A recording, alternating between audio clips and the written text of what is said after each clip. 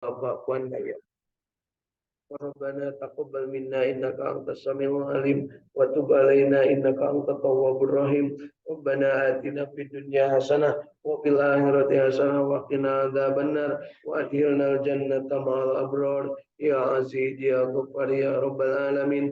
Wa sallallahu ala sayyidina Muhammadin wa ala alihi wa sahbihi wa sallam. Subhana rabbika rabbil izzati amma yasifun. Wassalamun alal mursalin walhamdulillahi rabbil alamin. Nas'alukal ijabah bil barakah al-Fatihah. A'udzu billahi minas syaitonir rajim. Bismillahirrahmanirrahim.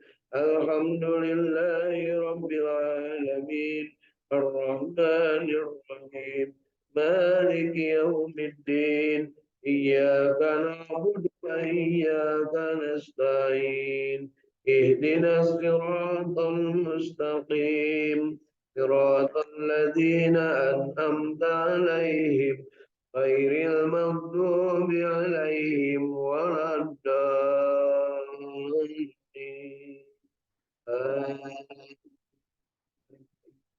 Tiupkan ke telapak tangan kita ucapan atau bacaan Al-Fatihah kita dan sembuskan dengan nafas sembusan sholawat. Allahumma sholli ala sayyidina Muhammad wa ala ali sayyidina Muhammad.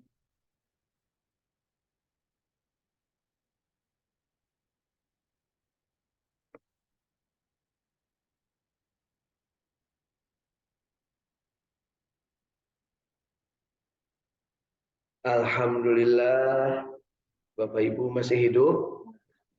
Alhamdulillahilladzi ahyana ba'dama amatana wa ilaihin nusur. Alhamdulillah kita diberikan kehidupan dan alhamdulillah kehidupan ini kita ingin isi dengan hal-hal positif, hal-hal baik. Ingin kita menjadi abdinya Allah karena satu-satunya tugas manusia di dunia itu adalah menjadi abdinya Allah. Wa ma khalaqtul jinna wal insa illa liya'budun. Dan cara mengabdi, cara beribadah kepada Allah, Allah berikan tuntunannya dalam Al-Quran. Ya, ada asyiratul mustaqim, bagaimana kita bisa lurus di jalan Allah Subhanahu Wa Taala, bukan jalan orang-orang yang magdub dan jalan orang yang dolim. Siapa yang magdub itulah Yahudi sifat-sifatnya. Kemudian siapa yang dolim itulah Nasrani dan sifat-sifatnya. Ya, artinya manusia itu kita paham menjadi abdinya Allah adalah menjadi orang yang mustaqim, dan magdub dan dolim kan abdinya Allah. Artinya kafir. Kafir itu adalah bukan mustaqim. Ya, kafir itu disebut magdub dan disebut dolim.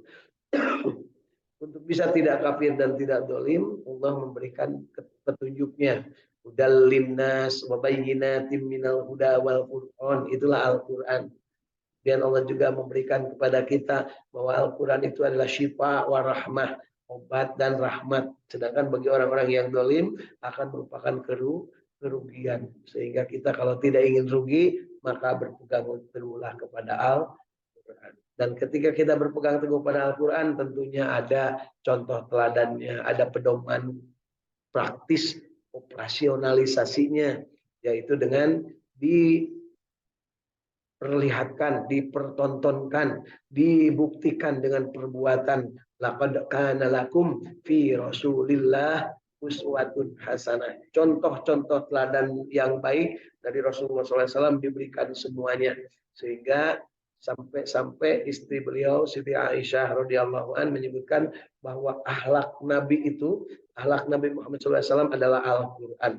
Jadi Al-Quran ini adalah menjadi pedoman bagi manusia, dan contoh teladannya adalah Kangjeng Nabi Muhammad SAW, dan Nabi Muhammad SAW menjalankan seluruh yang diperintahkan Allah di dalam Al-Quran. Kemudian bagaimana beliau memberikan pedoman kepada kita. Kita tidak pernah bertemu dengan Rasulullah, kemudian kita juga menganggap sulit untuk mencontoh perilaku Rasulullah yang demikian agung itu, maka Rasulullah bersabdakan kepada kita, khairukum man ta'allamal Qur'an wa 'allamah. Sebaik-baik kalian adalah yang belajar Al-Quran dan mengamalkannya, kemudian juga nanti mengajarkannya kepada orang lain. Artinya apa? Diberikan kemampuan oleh Allah Subhanahu wa taala kepada diri kita, fa'alhamaha fujuraha wa taqwaha, la yukallifullahu nafsan illa wus'aha, tidak dipaksakan, tidak di targetkan untuk penuh mencapai apa yang dicontohkan Rasulullah, tetapi semaksimal mungkin karena manusia diberi kemampuan, diberi keterbatasan. Yang bisa itulah yang dia harus jadi tanggung jawab dia. Bisanya Al-Fatihah saja dari Al-Quran, maka amalkan Al-Fatihah, sampaikan kepada orang lain Al-Fatihah, insya Allah itulah amalan terbaik. Ya, tentunya kalau makin banyak yang kita hafal, makin banyak yang kita baca, makin banyak yang kita amalkan, makin banyak yang kita nikmati, makin banyak yang kita bisa sebarluaskan melalui diri kita. Contoh teladannya itulah yang terbaik. Dan itu nggak mungkin, ya, nggak mungkin semua manusia selain Kangjeng Nabi mampu melaksanakan secara utuh seluruh ajaran Al-Quran. Karena itu kita jangan merasa diri juga harus seperti itu sehingga kita jadi stres, sehingga kita jadi seolah-olah aku begini, tapi tanya kepada diri sendiri apa yang sudah saya bisa, apa yang sudah saya mampu, apa yang sudah saya pahami, maka laksanakan dan sebar luaskan. Itulah beliau menyampaikan, balighu ani walau ayat, sampaikan dariku meskipun kamu hanya bisanya satu ayat. Nah, itu pesannya begitu. Sampaikan meskipun hanya bisa satu ayat. Untuk bisa menyampaikan kita harus mengamalkan dulu. Jangan menyampaikan sesuatu yang tidak diamalkan, karena itu merupakan kemurkaan Allah. Allah itu murka kepada manusia yang COD, cuma omong doang, tidak pernah beramal. Ya, kalau kita seneng kalau ada yang COD, Bu, ya, karena bayarnya di imah, mau tipu, ya. Tapi kalau Allah tidak suka yang namanya cuma omong doang. Jadi harus dengan perbuatan, dinikmati baru disampaikan. Pak Dedang, ya, Pak Dede, betah tahajud deh Pak Dede. Ayo Bapak iraha tara, kan gitu ya. Laksanakan tahajud ibu-ibu, tapi manehna tara. Sia kita Bu, salaki ke pamajikan, temen yang diturut contohan, tong dititah. Dititah masuk kamu pemajikanmu di mana-mana ya. Neng, masa pesingeunah atuh sing bener. Cek pemajikan masih dan insyaAllah. Kan gitunya. Tapi lamun urang masak pada dia ngaliwet make non teh minyak, pakai jalan tah, pakai peda, pakai bawang, terus diliwat disliwat suguhkeun. Mana sih akang teh bisaan ngaliwet. Deui kan entong gitu purnama ajaran neng kan gitu ya.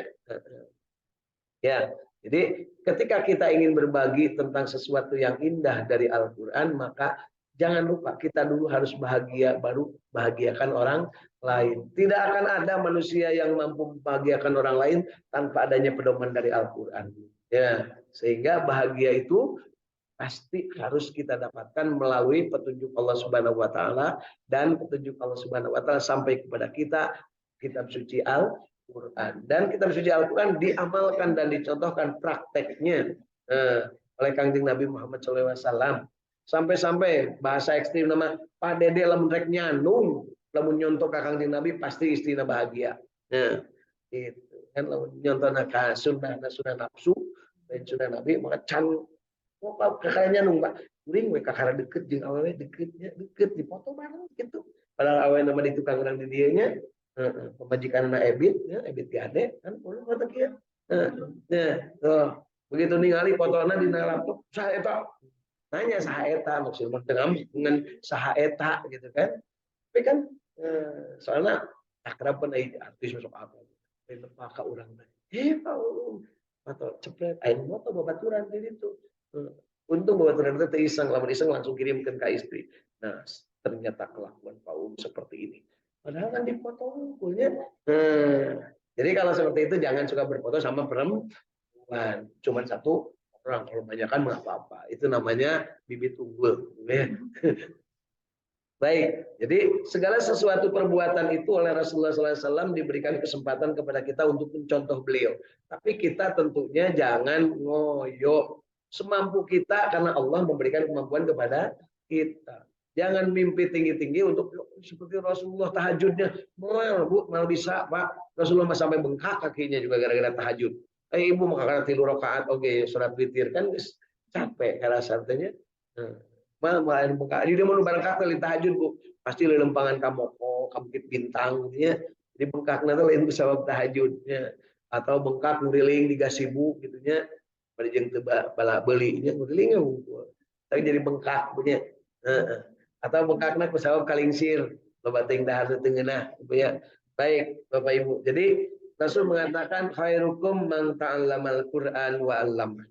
Hanya kita jangan segan-segan ketika ada bacaan Al-Qur'an, ketika ada belajar Al-Qur'an, dimanapun ikut. Meskipun mungkin kita hanya mendengar dan ilmu yang didapat juga tidak seberapa. Tapi niatkan raditu billahi robba wabil islami dina wabi Muhammadin nabiyya wa rasulah. Nabi dan Rasul, Nabi kita itu harus menjadi contoh teladan pada diri kita. Kenapa kita subuh-subuh cicing di masjid, tapi kangke keluar panan poe? Karena kita tahu Rasul mensabdakan dan mencontohkan sekaligus beliau. Jadi beliau itu kalau tidak ada kepentingan yang mendesak, setelahnya sholat subuh itu tetap tinggal di masjid, kemudian dia zikir, sholat, zikir, kemudian sholawat, kemudian membaca Al-Quran ataupun tausiah kepada sahabat. Kemudian baru keluar masjid itu setelahnya keluar matahari, itu pun 2 rakaat sholat dulu.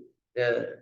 Beliau mensabdakan siapa yang sholat subuh berjamaah tetap tinggal di masjid dan sampai dengan keluar matahari, kemudian dia sholat 2 rakaat, maka akan mendapatkan keutamaan pahala ibadah haji dan umroh yang sempurna. Masya Allah. Bagi orang Mekah mau umroh itu tiap hari bisa. Zuhur umroh bisa, asar umroh bisa, maghrib umroh bisa, isya umroh bisa, subuh umroh bisa. Ya orang, tapi kayaknya can-can kena punya. Tapi orang bisa sapoe sekali menang hadiah yaitu dengan sholat subuh berjamaah, tetap tinggal di masjid sampai keluar matahari, dan kemudian sholat sunnah 2 rakaat. Sunnahnya sunnah ada yang menyebut sunnah isyraq atau sunnah keluar matahari, ada yang menyebut sunat awal duha. Pek wae kumadinya ya Allahumma ulinya di duha awal gitu ya. Duha awal tapi kira-kira jam 8, mungkin duhanya jam 8, kira-kira jam 10, mungkin 1 jam 10 tapi kira can duhur bisa aja duha akhir. Tapi KBOG duha. Sebab setelahnya keluar matahari sampai dengan manceran itu namanya waktu duha. Itulah yang kita baca surat ya. Kemudian ketika kita ingin melaksanakan apa yang disabdakan Rasulullah Shallallahu Alaihi Wasallam bahwa yang namanya manusia amalannya terbaik adalah yang belajar Al-Quran dan mengajarkannya, Rasulullah juga memberikan bimbingan. Apa kualitas orang yang sudah belajar dan mengajarkan Al-Quran itu? Yaitu dia itu amalnya baik. Ya. Jadi orang yang belajar dan mengajar berarti kan umurnya dipanjangkan, kemudian dia kata Rasulullah khairun nas, sebaik-baik manusia, yaitu mangtola umuruhu wa hasuna amaluhu. Yang panjang umurnya dan baik amalnya. Yang di sini yang panjang umur kalau dari sisi ukuran waktu bagus, udah hampir 70 Bu ya. 63. Terus ke saya udah 60 sekarang Pak Dede. Baru 60. Tapi kan 150 kayaknya. Baru 60. Kayak bisa Pak Dede mau tibayun enggak? Gitu ya. Artinya apa? Kita ngukur ukuran waktu itu dari hidup hari ini, itulah yang namanya panjang. Jadi kalau nyebut panjang umur Pak Dede berarti hari ini masih hidup. Tapi namun Pak Dede pondok umur berarti nggak. Jangan diukur dari 40, 50, 60. Enggak. Karena apa? Itu urusannya dari Allah. Ketika nyebut panjang adalah saat ini kita hidup. Itulah ya panjang. Ya. Panjang tapi kapoe ayeuna mudah-mudahan kita tapi ka magrib hirup kene. Tas magrib mudah-mudahan tapi ka subuh isuk hirup kene. Terus gitu ya. Terus berikutnya adalah yang paling banyak manfaatnya bagi orang lain, yaitu khairun nas anfa'uhum linnas. Sebaik-baik manusia adalah yang paling banyak manfaatnya bagi orang lain. Bapak Ibu jangan lupa kalau berbagi manfaat itu bukan hanya yang memberi, yang diberi pun dapat manfaat. Contoh, kita membayarkan zakat, Pak Dede membayarkan zakat. Ya. Orang tidak ada yang mau menerima zakat. Kira-kira bagaimana kita? Zakat kita tidak bermanfaat. Ya, tidak bermanfaat karena tidak bisa dibayarkan. Tapi begitu kita bayarkan zakat, tiba-tiba ada yang mau nerima, yang berhak menerimanya, yang 8 asnaf itu ya, fakir, miskin, mualaf, gorim, rikob, nusabil, sabilillah, jeung mualaf, 8 mualaf, jeung amilin, ya, amilin, ambilin, amilin. Nah, itu ayat 8. Mau nerimanya dia, alhamdulillah, berarti dia mendapat manfaat. Begitu dia menerima zakat kita, maka dia memberi manfaat kepada kita. Kadang kita masukkan nyombong, Bu, kalau ibu memberi kepada pengemis, ya, seolah-olah kita yang memberi, ya. Rasaan-rasaan kita mah kita yang memberi, ya. Padahal nggak begitu. Dua-duanya ketika manusia itu sama-sama berinteraksi, maka dua-duanya dapat manfaat. Bayangkan lamun ibu memberi kepada pengemis di Ciduhan, apa yang diberikan ibu kan? Ibu memberikan umpamanya nasi, ya, nasi kotak, dikasihkan kepada pengemis. Kata pengemisnya, alhamdulillah, terima kasih, abdi belum makan. Terus makan di situ. Seneng nggak kita? Dia seneng makan, kita seneng, bahagia hati. Coba kalau gini, kajian mereka sakit, lu dialungkan. Kira-kira gimana? Kita nggak seneng, dia nggak seneng. Berarti tidak manfaat. Artinya apa? Kita harus mengusahakan kalau berbuat sesuatu itu yang ada timbal balik. Pada itu tidak dilarang mencintai orang, setiap perempuan yang lewat kata pada itu, I love you, pek wae. Kan pawahna lamun dibaledo batur ulah nyalahkeun nya. Itu I love you langsung dibawakan batu. I love you, jelema gelo. Kan gitunya. Tapi kalau I love you kata elah langsung tarik ke kamar. Nah, itu benar berarti ya. Jadi ketika kita berbagi manfaat harus lihat situasi kondisinya seperti apa. Apa yang kita mampu, apa yang orang butuhkan. Berinteraksi begitu. Ya, berinteraksi itu tidak mesti dalam hal seperti itu saja. Kita termasuk berinteraksi dalam mengaji seperti ini. Ada Bapak Ibu ini yang ada di Saud Tafid Al-Quran Al-Ilah Sukamiskin itu, ketika saya ngomong Bapak Ibu dengerin aja. Enak nggak? Coba kalau saya lagi ngomong Bapak Ibu noroweco gitu ya, atau ngobrol, ini di baleno gelas ya. Padahal ternaun nggak ngomong-ngomong, mulut sendiri, telinga sendiri, dia mau jungkir balik, dia badannya badan sendiri. Tapi kenapa saya menjadi tidak enak? Karena dianggap tidak sesuai dengan situasi dan kondisi. Ada kalau yang di internet sana juga, nih alhamdulillah udah hadir Eis segera di Bandung ini beliau ya sama keluarga, kemudian Teh Irin dari Cirebon sama keluarga, Ibu Hilda juga dari Cirebon bersama keluarga. Tadi ada Kang Jack dari Jakarta bersama keluarga, tapi beliau pamit. Ya, jadi artinya apa? Pada saatnya kita berinteraksi, yang di sana itu mematikan speakernya, sehingga di sana ada yang sedang anak-anak nangis, cucunya nangis, itu tidak terdengar ke sini. Tapi ada yang suka sengaja ingin mengganggu, dibunyikan speakernya supaya kedengaran bahwa di sana itu ada orang banyak, gitu ya. Terus supaya katangar bahwa kami juga tidak sendirian, gitu ya. Gitu. Itu sah-sah saja, silakan. Tetapi kita kan ingin berbagi manfaat. Nah, dengan saya hanya ngomong berbagi manfaat, kemudian Bapak Ibu mendengarkan dengan telinga berbagi manfaat. Lebih hebat lagi kalau saya menyampaikannya dengan sepenuh hati, lisannya benar, disampaikan dengan cara yang benar, penuh harap kepada Allah, ya Allah, berikanlah ilmu kepada kami sesuai dengan doa kami, Robbi jidni ilma warjukni fahma. Ibu-ibu, Bapak-bapak juga sama. Ya Allah, mudah-mudahan hari ini dapat tambahan. Meskipun Al-Fatihah deui, kamari Al-Fatihah, ayeuna Al-Fatihah di poe Jumaah kamari Al-Fatihah. Dina naon, Bu? Al-Fatihah itu setiap hari 17 kali ya dibacanya, wajib itu dibaca. Lamun teu maca 17 kali sehari semalam berarti termasuk kategori manusia munafik. Kecuali kalau sedang musafir, melaksanakannya ada yang jamaah dan ada yang dikosor. Ya, gitu ya. Artinya apa?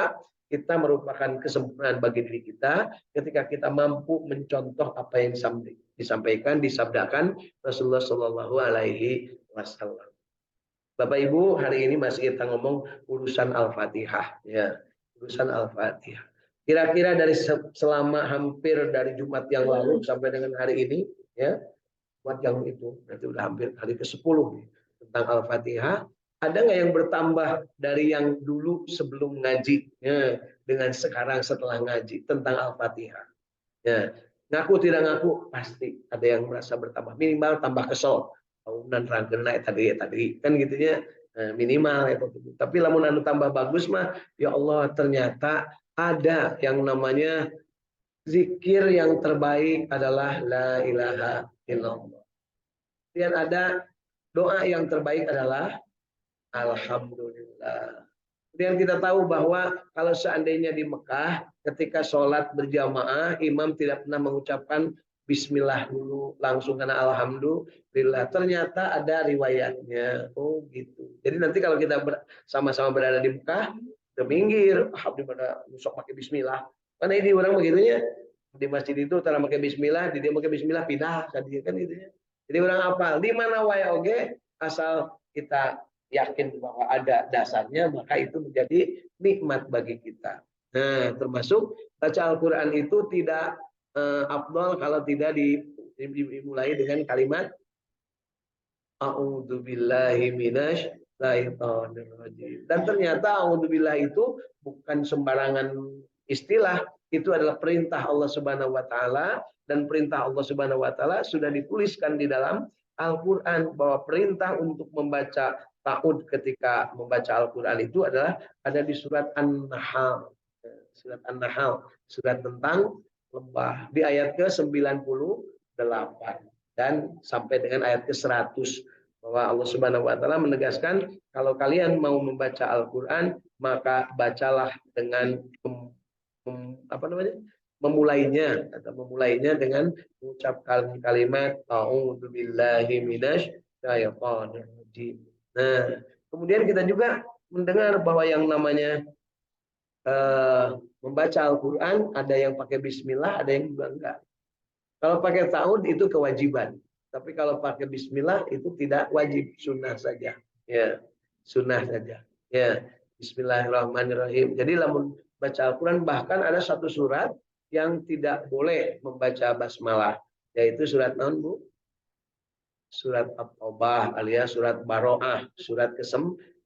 Baik bacanya di depan ataupun bacanya di tengah tidak usah pakai bismillah. Makanya Ibu kalau membaca laqad ja'akum itu tidak perlu baca bismillah karena itu bagian dari ujung surat At-Taubah. Atau ketika Pak Dede mau ngomong innallaha wa malaikatahu yusholluna 'alan nabi itu terkadang nganggo bismillah. A'udzubillahi minasyaitonirrajim. Langsung innallaha wa malaikatahu yusholluna 'alan nabi.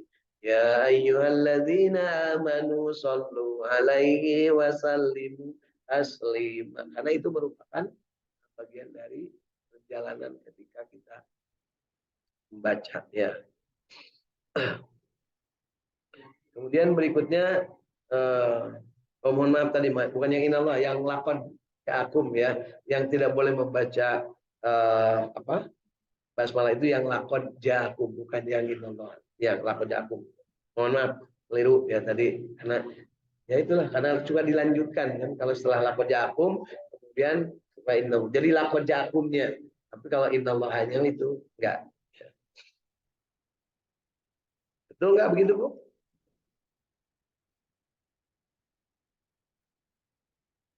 Yang innallahanya bukan atau bahkan. Jadi yang tidak boleh membaca basmalah itu yang apa namanya yang atobahnya. Laqad ja'akum rasulun min anfusikum azizun 'alaihi ma anittum harisun 'alaikum bil mu'minina raufur rahim.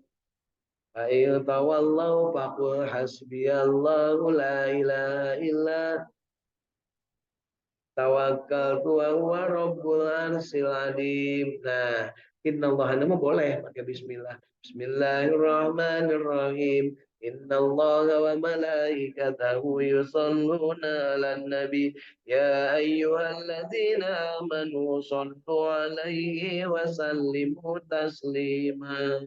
Ya, kemudian kita baca sholawat. Nah, Bapak Ibu tadi udah tahu bahwa la ilaha illallah adalah zikir terbaik, alhamdulillah adalah doa terbaik. Kemudian dalam sebuah riwayat disebutkan ada ucapan terbaik setelahnya la ilaha illallah dan alhamdulillah, yaitu kita mengucapkan sholawat. Allahumma sholli ala sayyidina Muhammad atau shollallahu ala Muhammad. Ya, itu pahalanya Bapak Ibu ada malaikat yang Jari-jarinya itu jutaan. Ya, tangannya maksudnya jutaan. Kenapa banyak? Karena disuruh mencatat kebaikan orang-orang. Buat disuruh mencatat seberapa banyak hujan diberikan Allah kepada dunia ini, kepada bumi. Jadi Allah itu tiap nurunkan hujan satu dicatat. Sabariji sabariji hujan anu turun ayeuna. Nah, dia bisa mencatat seluruh berapa hujan. Kita juga bisa mencatat Bu, kalau yang namanya bagian meteorologi dan geofisika bisa nyatat hujan. Hujan di Sukamiskin pada jam sekian sebanyak sekian. Bisa pakai wadah pakai gelas. Nah, dihitung seperti berarti hujan di dasa menit ayat itu berarti sekian, maka disebutkanlah ya debit air hujan bulan ini atau tahun ini atau yang sudah terjadi. Nah, ada malaikat yang kerjaannya menghitung berapa hujan yang turun pada hari. Ketika ditanya, adakah yang lebih banyak dari hujan? Ya ada, kata malaikat. Iya ada, nikmat Allah yang lebih banyak dari hujan. Apa? Yaitu pahala orang yang bersolawat. Tidak bisa saya catat, kata si malaikat itu. Saking banyaknya pahala orang yang bersolawat. Jadi Bapak Ibu, yuk kita biasakan bersolawat. Ya. Kemudian juga bersolawat ini bukan hanya dengan mulut saja. Artinya bersolawat itu bisa dibuktikan dengan hati yang bergetar bersolawat, mulutnya bersolawat, tangan kaki bersolawat. Contohnya apa? Rasulullah SAW menyampaikan kepada kita untuk bacalah basmalah dikala kamu mau mengerjakan apapun. Ya, mengerjakan apapun. Ya, termasuk di dalamnya ini mau makan, makanlah dengan tangan kanan dan jangan membajirkan makanan. Itu adalah bagian dari sholawat kita. Sholawat kita itu mengikuti Rasul. Kalau kita menyebut sholawatnya adalah gegerenceman bacaan. Jadi sholawat itu mengikuti. Dan di dalam at-tahiyat kita suka ngomong apa Bu?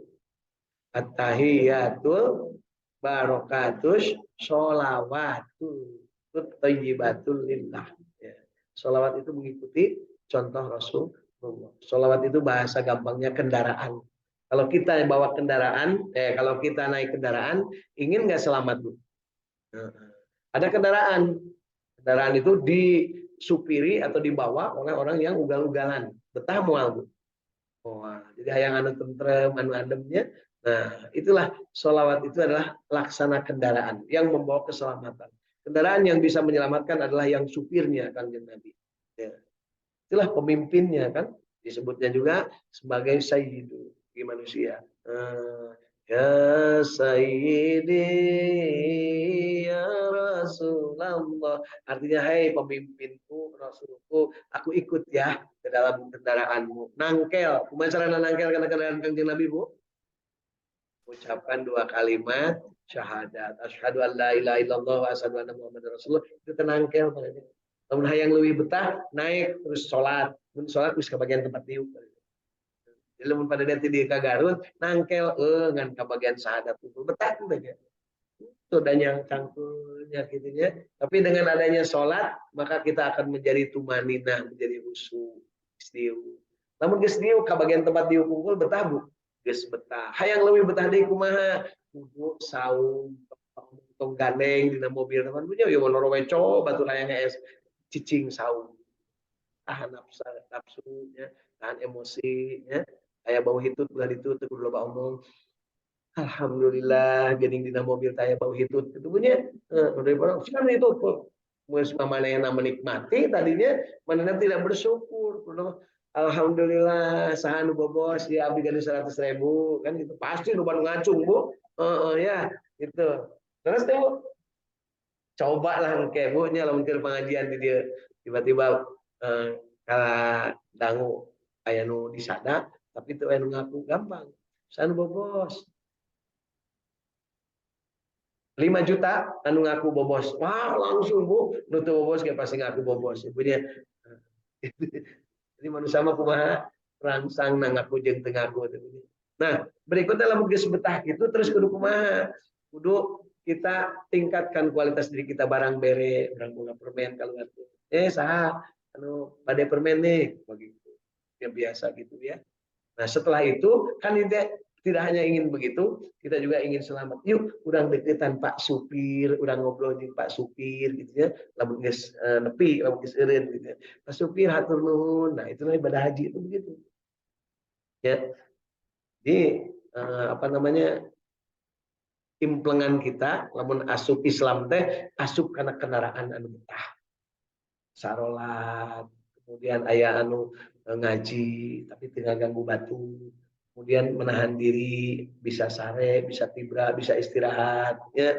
Kemudian berikutnya adalah bisa oke kita menerima berbagi. Saya tuh punya kebiasaan kalau naik kendaraan apalagi kalau sama rombongan apa aja yang kira-kira bisa dibagi meskipun ya hanya sekedar gitu ya.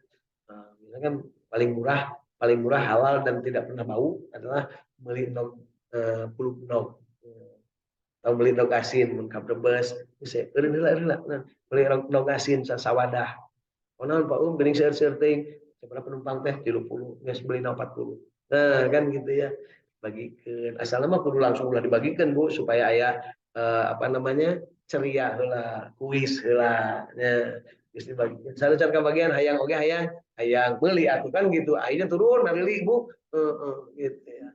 Kalau mungkin dibagi-bagi abdi mah keur abdieun we ngumpul. Kan biasa gitu jelema Bu.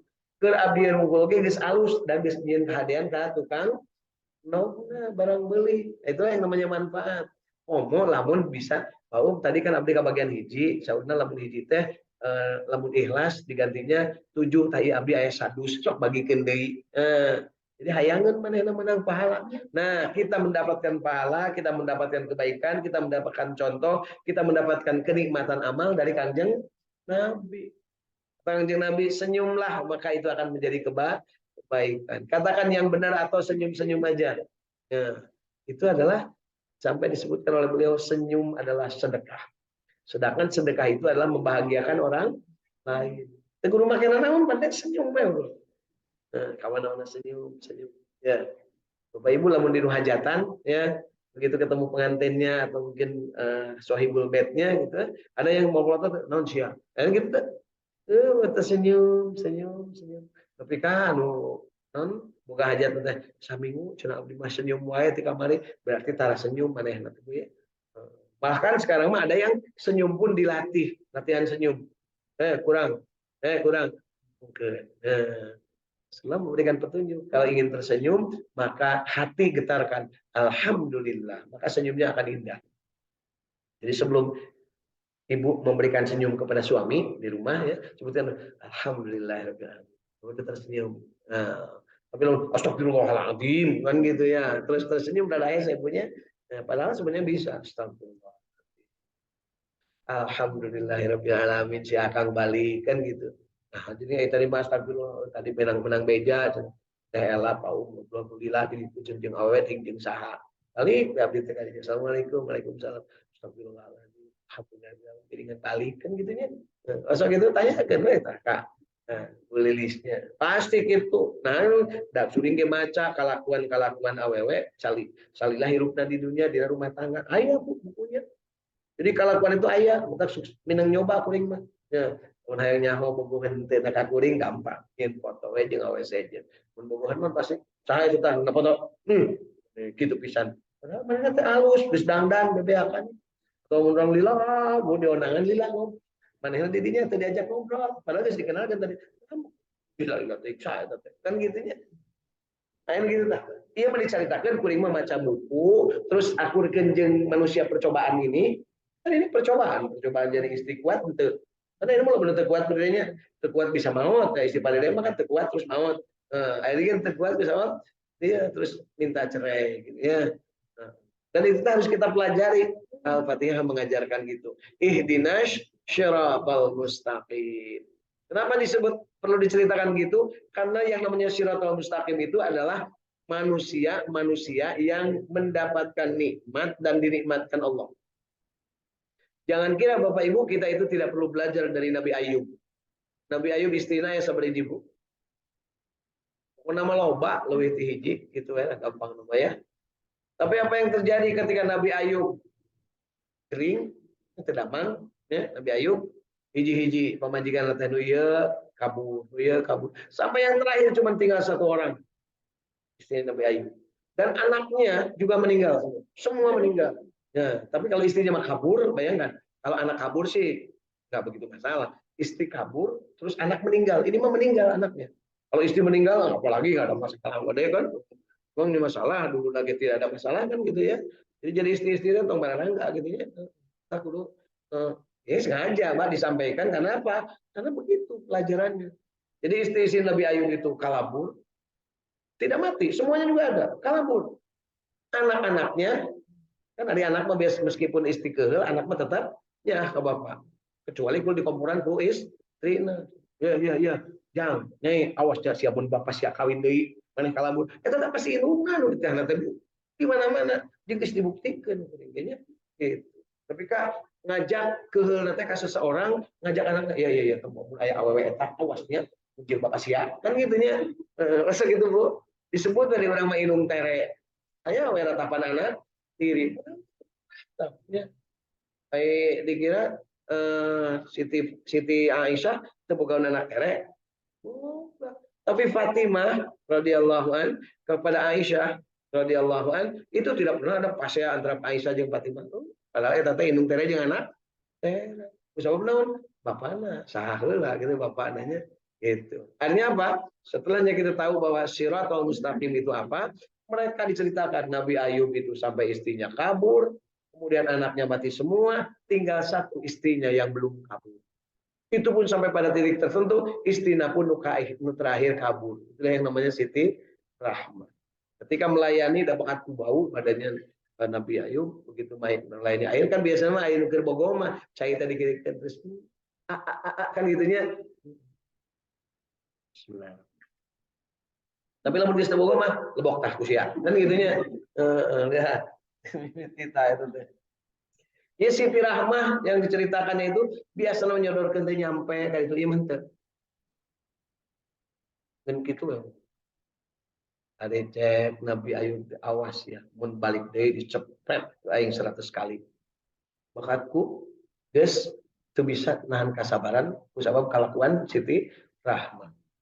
Apa yang terjadi? Kemudian Nabi Ayub disembuhkan kersane Allah, sembuh dan setelahnya sembuh, apa yang terjadi? Siti Rahmah masih di rumah, tidak kabur Siti Rahmah. Tadi ya Rahmah,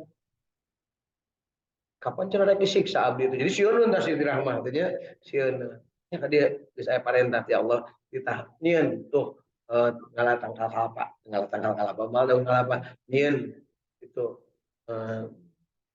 sapu nyere punyerenya tapi lain sapu nyere pegat simpai lain sebenarnya euris cenah bu pangalakeun euris 100 terus dicepretkeun sakali cepretkeun balik nah kan itu penuh kasih sayang terus anakan deui we jadi buka putra deui Nabi Ayub setelahnya itu dari Siti Rahmah. Nah itu diceritakan orang yang mendapat nikmat dan dinikmatkan. Ada lagi Nabi yang istrinya 100 siapa bu? Nabi Daud istrinya asalnya 88 ya 88 istrinya. Kemudian ada istri seorang prajurit gelis. Gara-gara Nabi Daud kagoda sedang beribadah di hari Rabu. Ya. Jadi Nabi Daud itu beribadahnya di hari Rabu. Kata Nabi Daud, tiada orang yang bisa menggangguku di hari Rabu termasuk iblis. Karena aku hanya untuk Allah di hari Rabu. Kan gitu. Artinya tidak berbagi dengan yang lain.